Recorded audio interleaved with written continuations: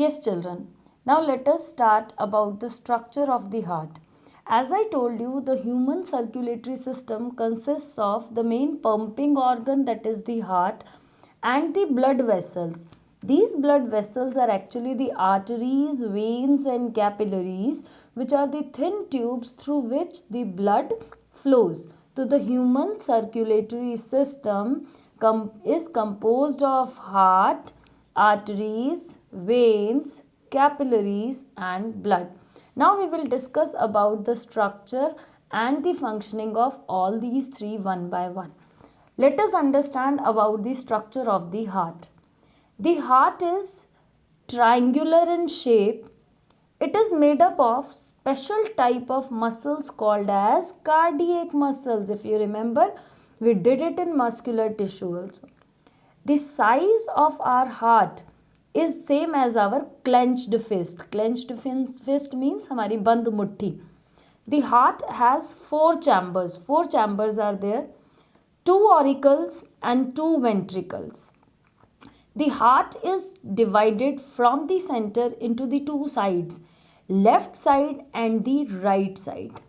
The left side of the heart is actually towards our right hand, and the right side of the heart is actually towards the left hand when we draw the diagram, because it is dorsally drawn. The upper two chambers are called as the auricles and the lower two chambers are called as the ventricles. You see this diagram, in this it will be more clear to you. This is the septum which separates left side of the heart from the right side of the heart. Left side of the heart carries the oxygenated blood and the right side of the heart carries the deoxygenated blood. Upper two chambers are the auricles, lower two chambers are the ventricles.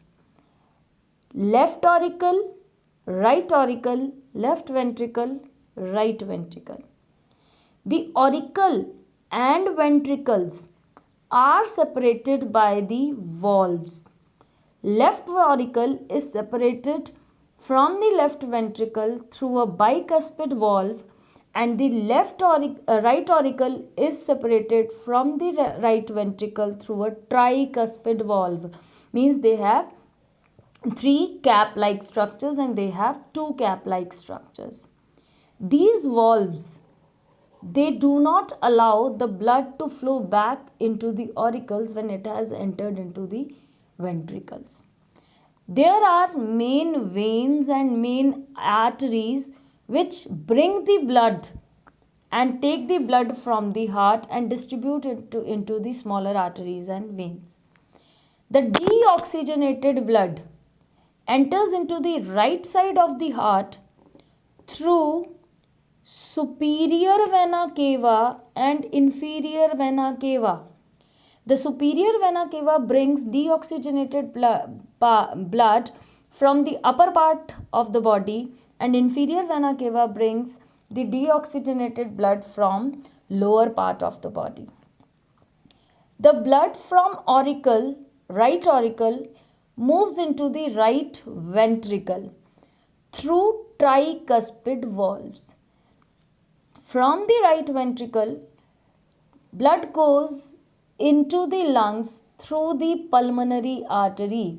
Here you remember, all the arteries, they carry the oxygenated blood, only the pulmonary artery carries the deoxygenated blood. From here, blood goes into the lungs. In the lungs, exchange of gases takes place and oxygenated blood enters back into the heart through the pulmonary vein. Now all the veins carry deoxygenated blood. यहाँ पर superior और inferior veins का क्या लाई थी? Deoxygenated blood, but the pulmonary vein brings the oxygenated blood. Oxygenated blood enters into the left auricle. From the left auricle, it goes into the left ventricle through bicuspid valve. From the left ventricle, it goes into the aorta which is the main artery, and from the aorta it is distributed into the different arteries and capillaries and reaches to all parts of the body. This is the path of the blood flow. Moreover, the outer membrane, outer covering of the heart is called as pericardium. It is filled with pericardial fluid.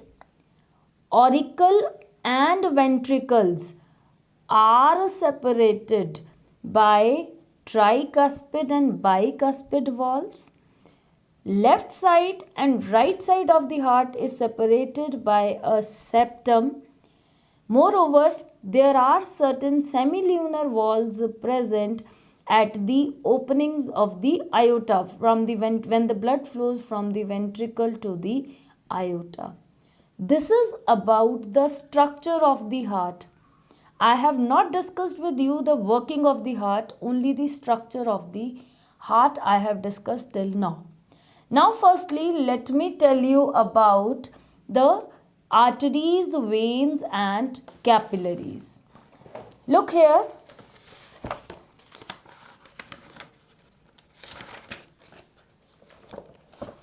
The arteries, veins and capillaries are a kind of thin pipes through which the blood flows.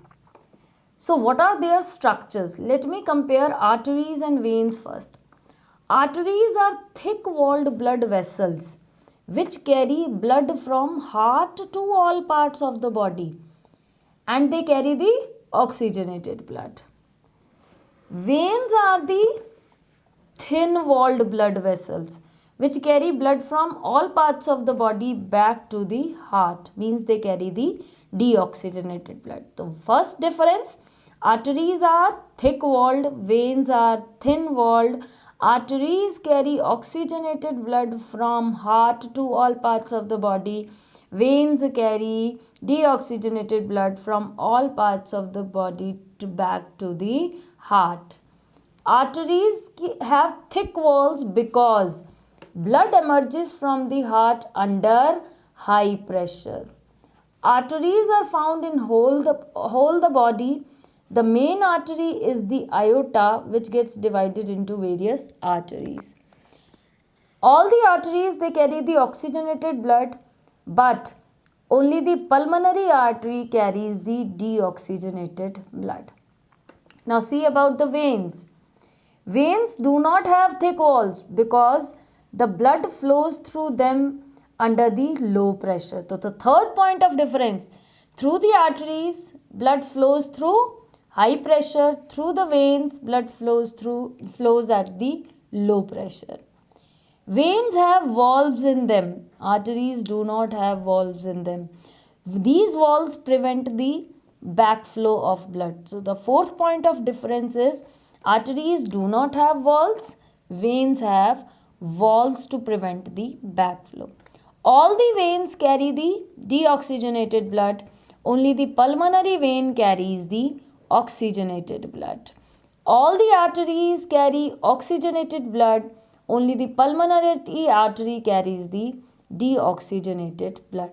So these are the main differences between the arteries and the veins. Now let us study about the capillaries.